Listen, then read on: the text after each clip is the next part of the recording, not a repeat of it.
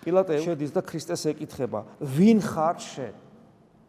ვინ ხარ შენ? და აი ხო ადამიანს შეიძლება განცდა მოუვიდეს, უი რა კაია, ვინ ხარ შენ და ეხლა უთხრას, რომ მე ვარ ის, ვინც ვარ. და სახარება უცნაურ რაღაცას გვაწვდის ჭეშმარიტებას.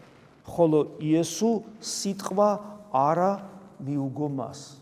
გაჩუმებული, ანუ იქ სადაც პილატეს ხო შეუძლია თითქოს მისი გადარჩენა. ქრისტე ხმას არ იღებს. როცა ეუბნება შენ ვინა ხარ? ქრისტე ხმას არ იღებს. ვინც რელიგიურად ცხოვრობს, ვერ ცნობს. პილატეს ვერ ცნობს. პილატე ეკითხება და პასუხს არ იღებს.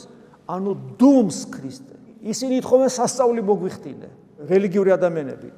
წარმართი ფილოსოფოსი და სამართლის მხარეზე მყოფი ადამიანი ეუბნება, რომ ამიხსენი ვინა ხარ. ეს ახსნას ითხოვს, ის სასწაულს ითხოვს.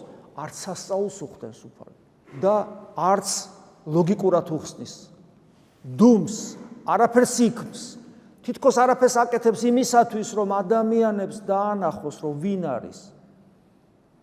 და ჩვენ ცხოვრებაშიც ასეა ხშირად. როცა ჩვენ ვითხოვთ სასწაულს, როცა ჩვენ ვითხოვთ ჩვენი ეჭვების ლოგიკით გაქარწყლებას, უფალი დუმდება და არაფერს არ გვაგზნობინებს, არაფერს არ განგვაცდევინებს, იმიტომ რომ ერთადერთი რითაც ჩვენ შეიძლება ის მივხვდეთ ვინ არის, ეს არის ჯვარცმა ქრისტე მოკვდა ჩემთვის. კიდევ ერთხელ ვიმეორებ, მე თუ ამით ვერ მივხვდი ვინ არის ქრისტე, არანერი სასწაული, არანერი თეოლოგიური და ლოგიკური და ფილოსოფიური განმარტება და არგუმენტი მე ქრისტიანად ვერ მხდის, გესმით? აი ამიტომ არის, რომ ძალიან ცოტაა ქრისტიანი. ამაზეც ხშირად მიფიქრია, რომ მართლა ცოტანი არიან ქრისტიანები. ჯერ სხვა ერთად ხო ცოტანი არიან. რამდენია ხა მართლმადიდებელი სამყაროში?